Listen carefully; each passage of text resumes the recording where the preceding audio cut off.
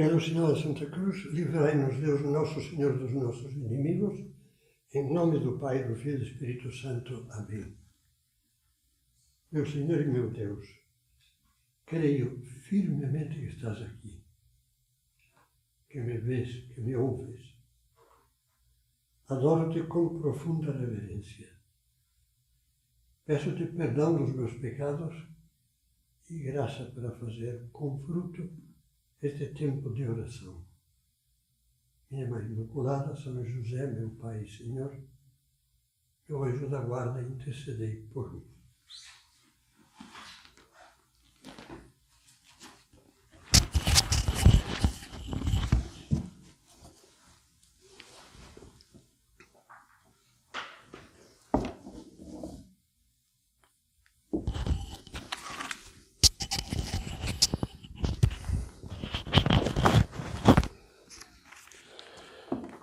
Na primeira meditação deste recolhimento, nós contemplamos a alegria de Jesus com Natanael, um verdadeiro israelita em quem não há engano, não finge, não mente. Os primeiros cristãos tinham um sentido muito delicado e muito profundo da necessidade de serem verdadeiros, de não mentir. São Paulo escreve, por exemplo,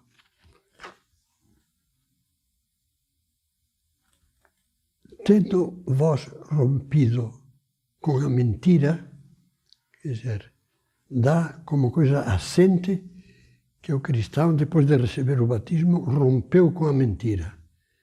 Tendo vós rompido com a mentira, que cada um diga a verdade ao seu próximo.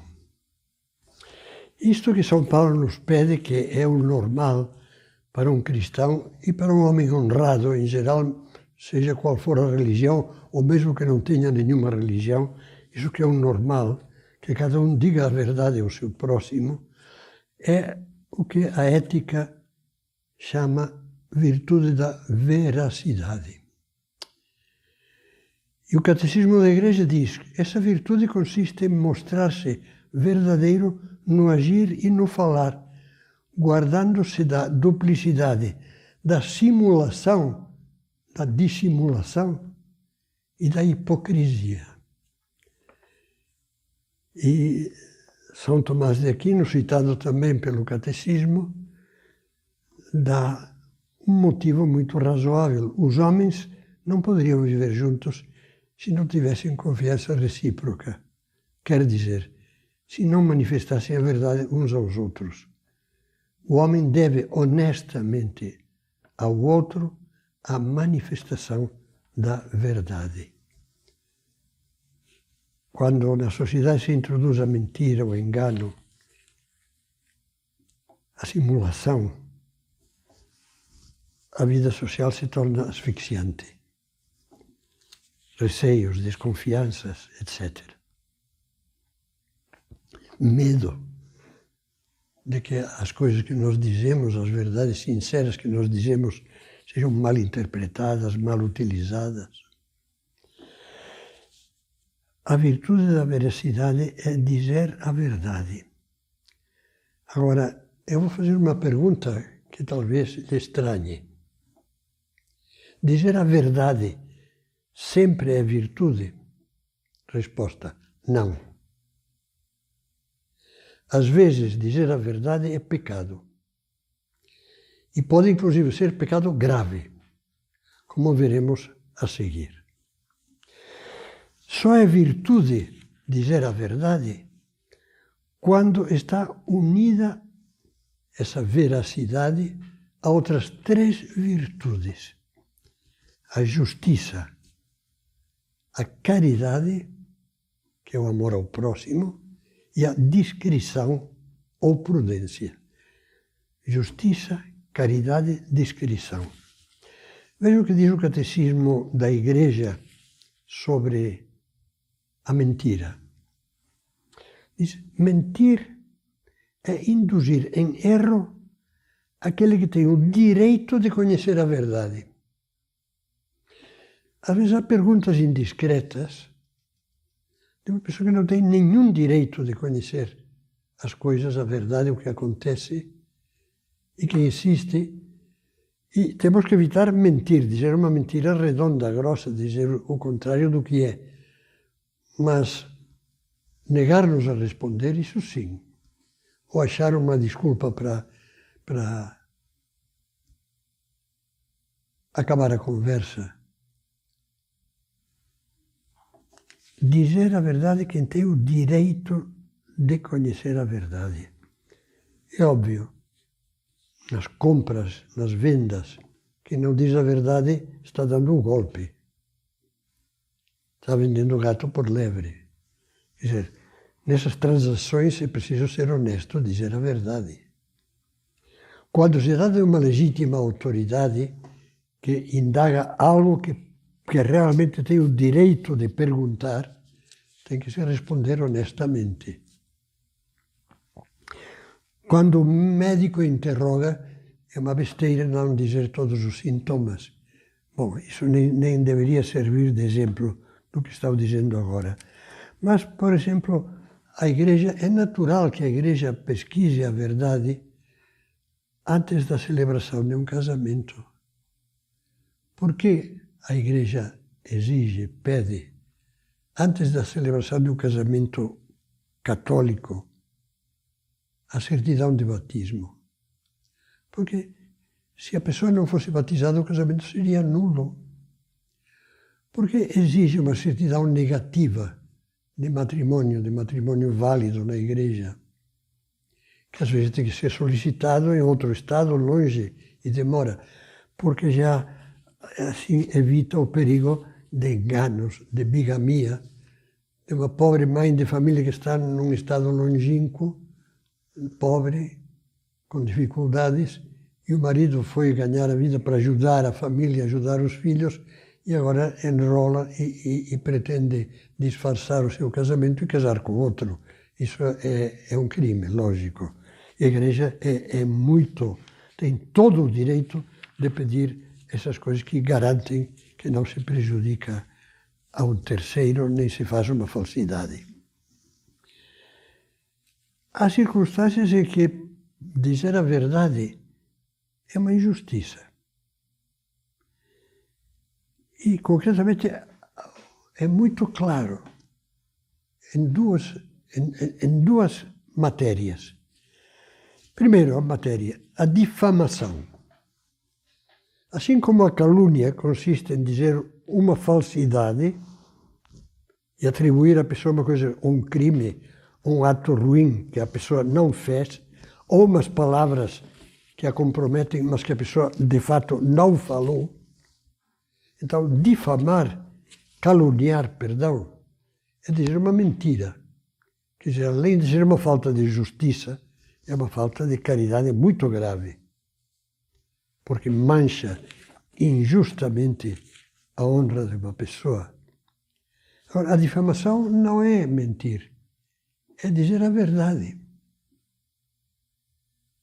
Você que acha de uma pessoa que soube por uma confidência que alguém lhe fez, algo que não é público, não é sabido,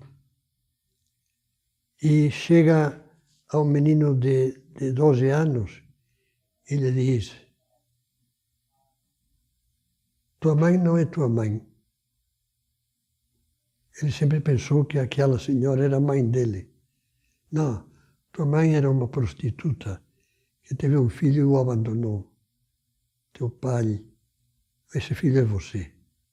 Teu pai acolheu, casou-se, a esposa dele, que é a que você chama mãe também. Quem faz isso é um canalha. Está dizendo uma verdade. Uma verdade que primeiro, pertence à intimidade das consciências dessas pessoas envolvidas. E depois que é uma verdade dita para fazer um mal, para deixar desnorteada, acabada uma criança. É um pecado gravíssimo. Quer dizer, aí dizer uma verdade é um pecado muito grave. E o outro caso, além da difamação, é difundir suspeitas. Estamos num mundo em que, infelizmente, a suspeita é vendida como se fosse verdade. Eu sei que quem deveria pensar nisso é a mídia honesta. Jornais, rádio, televisão. Faz parte da ética profissional. E existe essa mídia honesta, não há dúvida nenhuma. Mas quando falta o senso moral, o chamado jornalismo investigativo, que muitas vezes foi excelente e fez um grande bem ao país, quando foi honesto mesmo, mas esse chamado jornalismo investigativo, baseado apenas em suspeita e mexerico, que faz chafurdar a honra de pessoas que não têm nenhuma culpa, não fizeram nenhum crime, as faz chafurdar na lama, é uma canalice, é uma infâmia. A suspeita, cuidado, porque grande parte dos mexericos, interessante como o Papa Francisco fala e falou muitas vezes do mexerico, mesmo dentro da Cúria Romana, ele dizia. E combate o mexerico, porque o mexerico mexe com a honra das pessoas na base de suspeitas muitas vezes. Não é verdade. Alguns se lembrarão daquele caso já faz anos, foi famoso em São Paulo, o caso da escola base. Uma escola criada por uma família trabalhadora, honesta, honestíssima.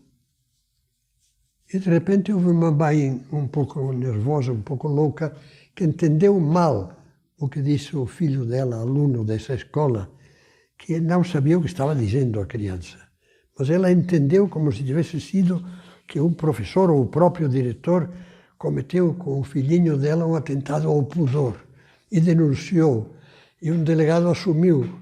Aí se sentiu de repente Sherlock Holmes, o delegado, o grande salvador da pátria. E foi aos jornais, e foram jornais, e houve especialmente algum jornal que inchou a notícia. Quando se descobriu a verdade, que era tudo falso, falsíssimo, a escola já estava arruinada, o casal dono da escola já tinha se separado, estava psiquicamente feito um coitado, o dono, mãos de psiquiatra, e tudo por uma suspeita infundada, mentirosa. E a mídia destruiu família, destruiu. Será que a mídia, quando faz isso, sente algum remorso? Olha, a mídia são pessoas. Não estou pensando em que as folhas de papel, ou as telas de televisão, ou as câmeras de televisão tenham remorso. São as pessoas.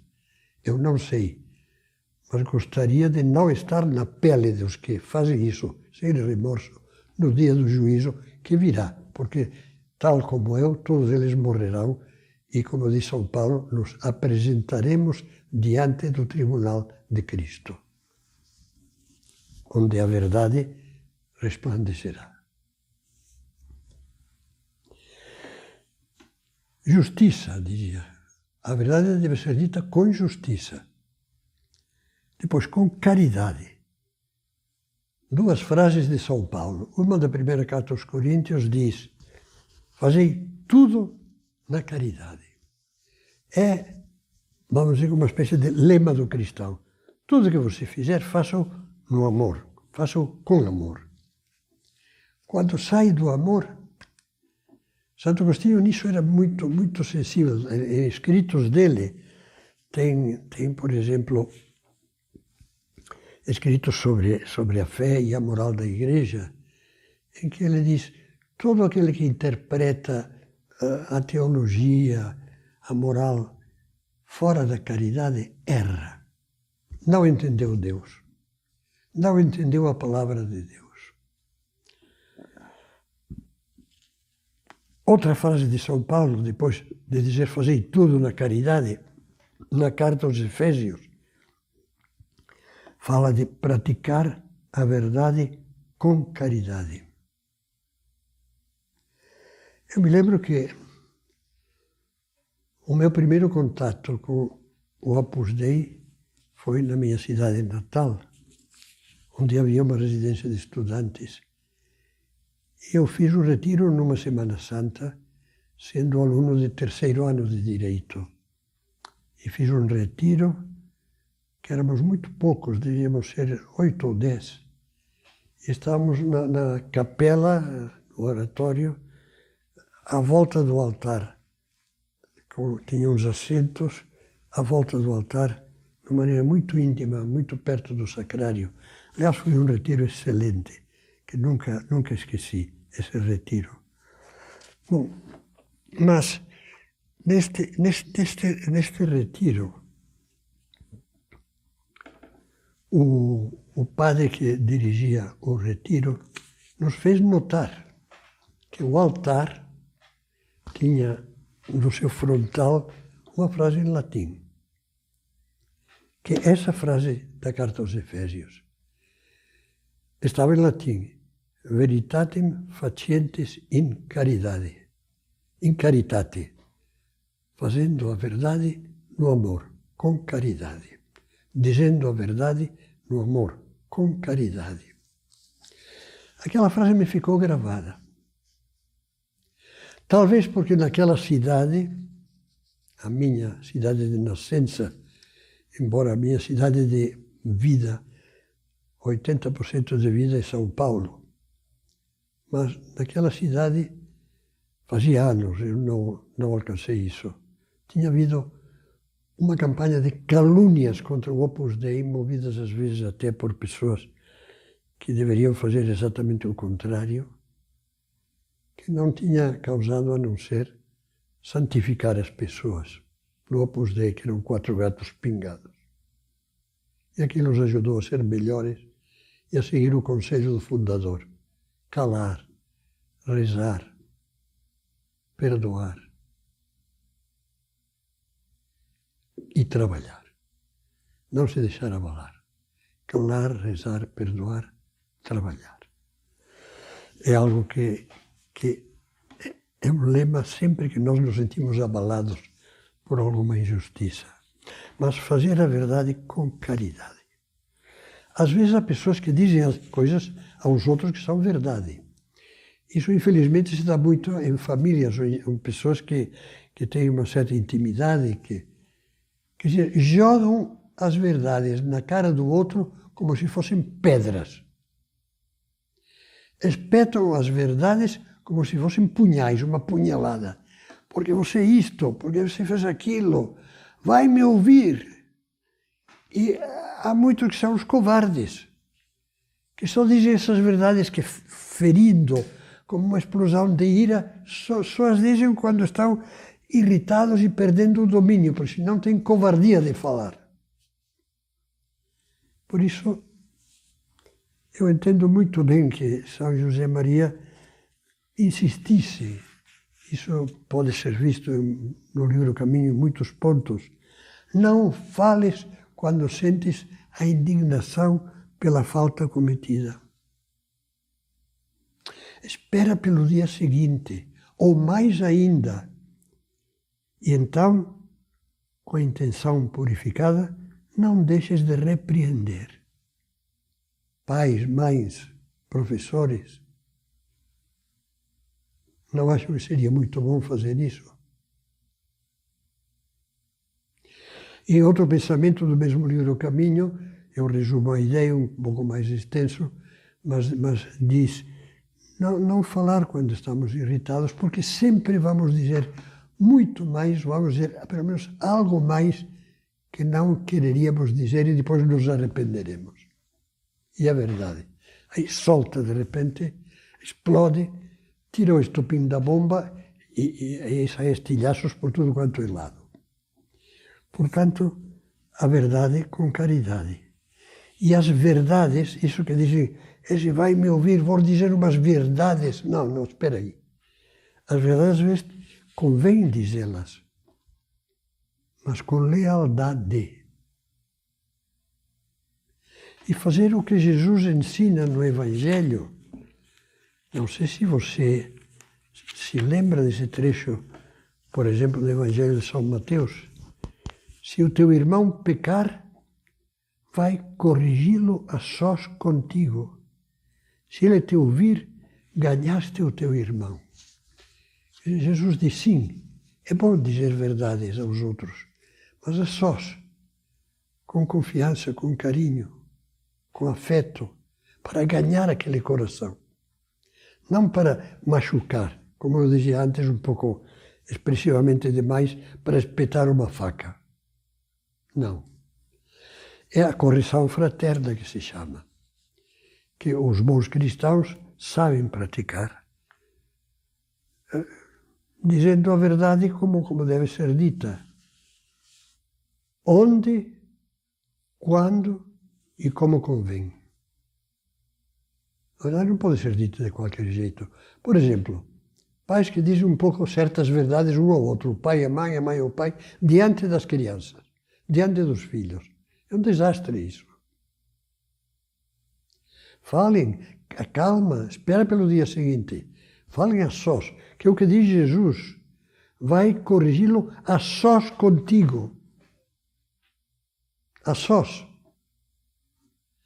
Essas pessoas que às vezes soltam verdades ou outras ofensivas até, quando há público, não teriam coragem de dizê-lo a sós. Não teriam. Os que quando fazem parte de um grupo que está xingando alguém por qualquer motivo, gritam também, a sós com aquela pessoa xingada, insultada, jamais teriam coragem de fazê-lo. Então são covardes. E Jesus nos quer valentes, honestos, sinceros. Dizer por caridade, não para ofender, não por desabafo. E então, às vezes, se faz um bem muito grande. Uma amiga que fala com uma amiga de coração a coração, e a outra percebe que o que quer é o bem dela, e lhe explica por que algumas atitudes não são tão boas assim.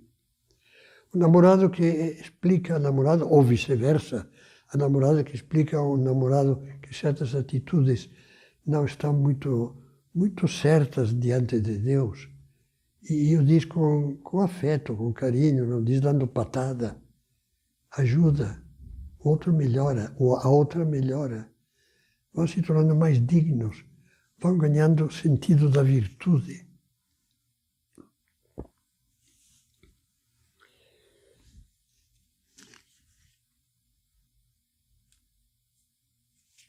Viver a verdade com caridade. A caridade, isso eu queria mencioná-lo nesta meditação. A caridade, o amor aos outros, exige, às vezes, sem insultar pessoas, sem raiva de pessoa nenhuma, raiva de pessoa, mesmo que seja um criminoso, não está de acordo com o Evangelho. Agora, seguir a doutrina que Santo Agostinho diz de uma maneira cristalina. Combater o erro, mas amar o que erra, rezar pelo menos. Quando Jesus diz amar os inimigos, a coisa prática que aconselha é rezar pelos que vos perseguem, que são injustos, que vos fazem o mal. Claro que tem todo o direito de se defender com as armas legítimas e justas. Mas, hoje em dia, pais e mestres católicos têm que saber preservar os filhos ou os alunos da mentira do mundo. A mentira do mundo. Essa mentira do mundo tem um nome: o politicamente correto. Em grande parte, o politicamente correto é uma coleção de mentiras concatenadas que se erigiram em sistema obrigatório. e puseram a máscara da verdade. Essas são as verdades. E quem não aceita essas verdades é um intransigente, é um fascista.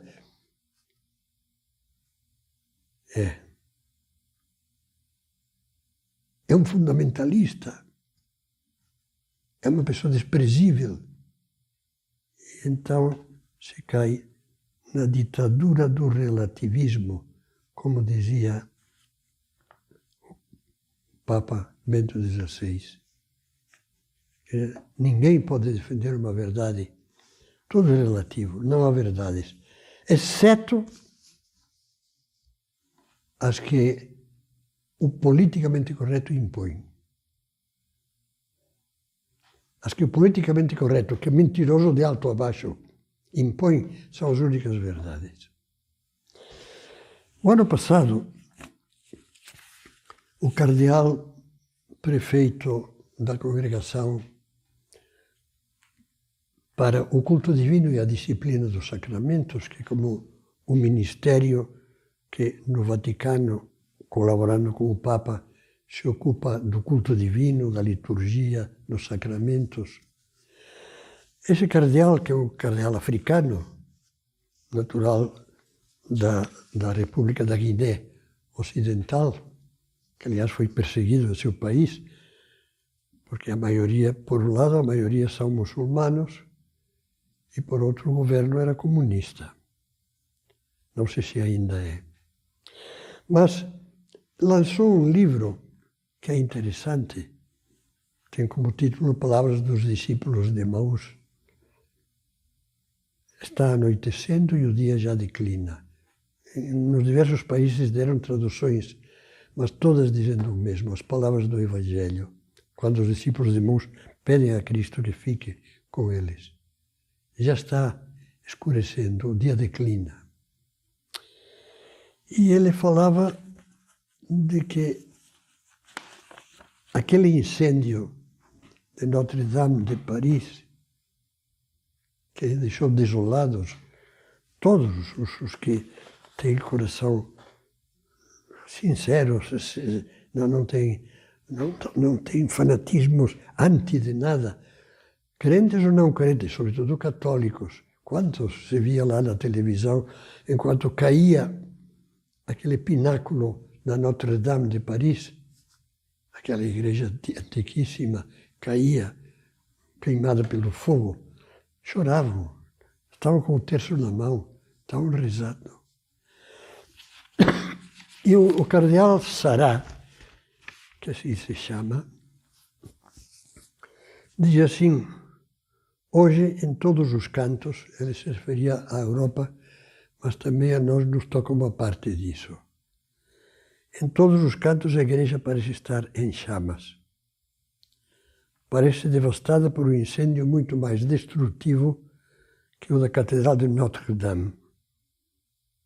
Esse fogo, esse incêndio, que assola a igreja, particularmente na Europa, é o da confusão intelectual, doutrinal e moral. É a covardia de proclamar a verdade sobre Deus e sobre o homem, e de transmitir os valores morais, éticos da tradição cristã. Quer dizer, cristãos que têm covardia de defender.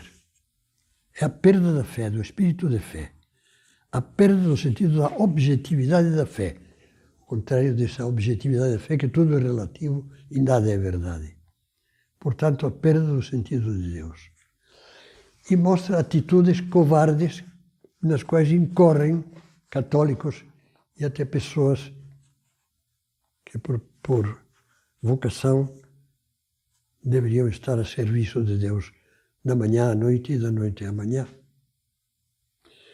Diz, o ensino moral da igreja parece muito exigente, vamos atenuá-lo. Ele se coloca na posição desses que têm covardia de amar e defender a verdade. Vamos diluir a moral no relativismo e no laxismo.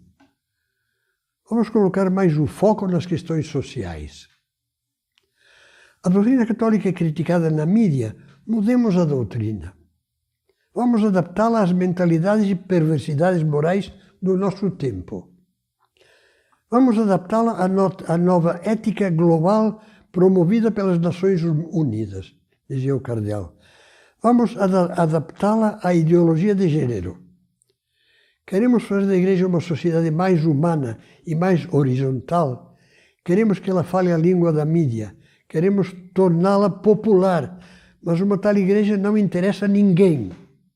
Isso era uma conferência que pronunciava em Paris, com muito público, entre outros, estavam assistindo o cardeal de Paris e muitos padres e freiras, religiosos e leigos, no ano passado, apresentando o livro a que antes me referia, que aliás está traduzido ao português e editado no Brasil.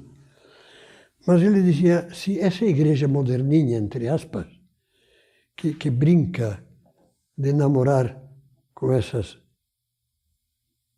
doutrinas errôneas, no politicamente correto, uma tal igreja não interessa a ninguém. Quando começou esse namoro com os erros do mundo, já faz umas décadas, o grande filósofo católico Jacques Maritain dizia: a igreja que desejava conquistar o mundo parece que está se ajoelhando diante do mundo. Uma tal igreja não interessa a ninguém. Meus caros amigos, continuo com palavras do cardeal Sará. O mundo não precisa de uma igreja que seja o reflexo da própria imagem do mundo. A igreja deve ser como uma catedral. Tudo nela leva a cantar a glória de Deus. Ela deve constantemente orientar nosso olhar para Ele, como o pináculo de Notre Dame apontando para o céu. Nossa unidade, dizia, dos católicos, será forjada em torno da verdade da doutrina católica e do ensino moral da Igreja. Não há outro caminho. Querer ganhar popularidade na mídia ao preço da verdade é como reeditar a obra de Judas. Não tenhamos medo. Que presente mais maravilhoso podemos apresentar à humanidade que o da verdade do Evangelho? Que tesouro mais precioso oferecer-lhe senão a luz do Evangelho e a sabedoria de Deus, isto é, Jesus Cristo.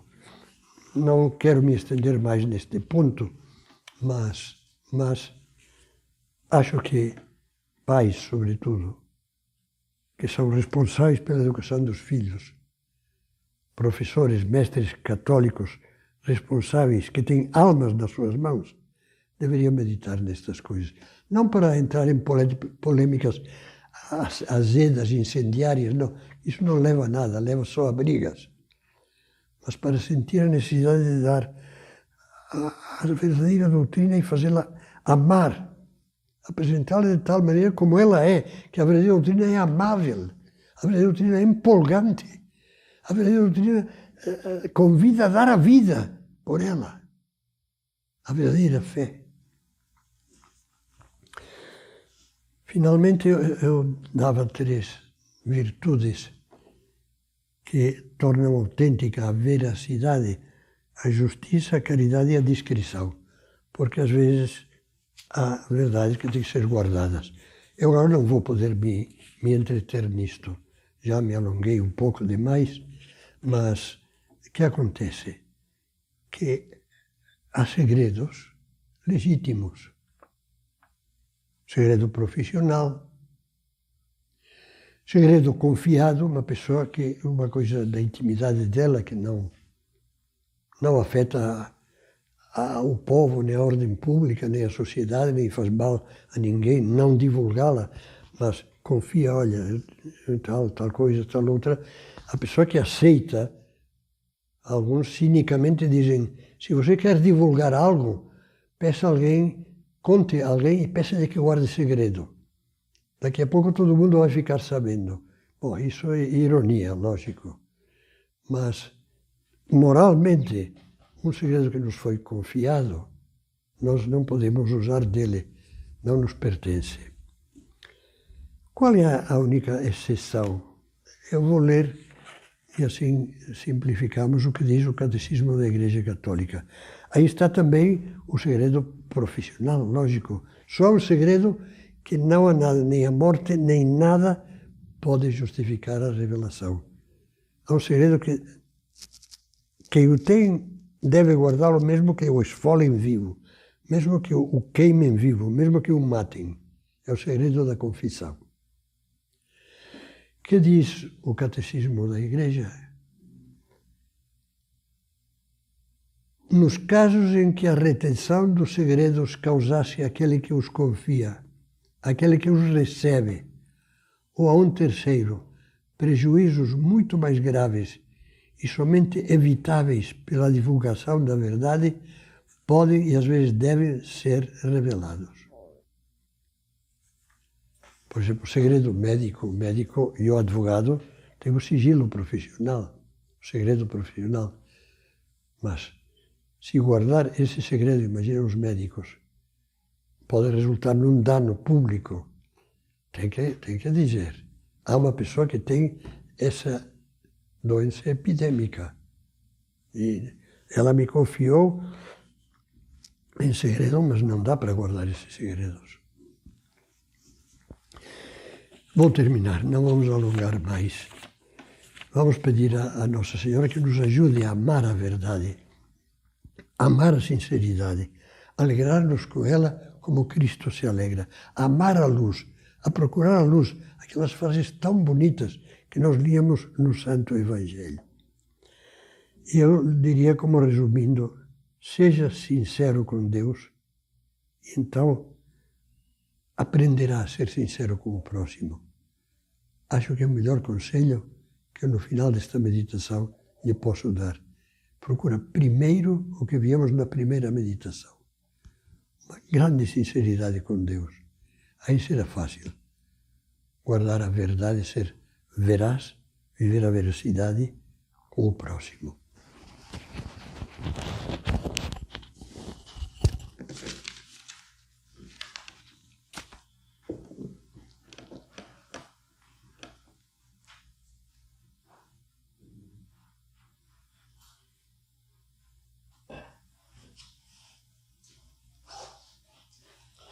Dou-te graças, meu Deus, pelos bons propósitos, afetos e inspirações que me comunicaste nesta meditação. Peço-te ajuda para os pôr em prática. Minha Mãe Imaculada, São José, meu Pai e Senhor, meu anjo da guarda, intercedei por mim.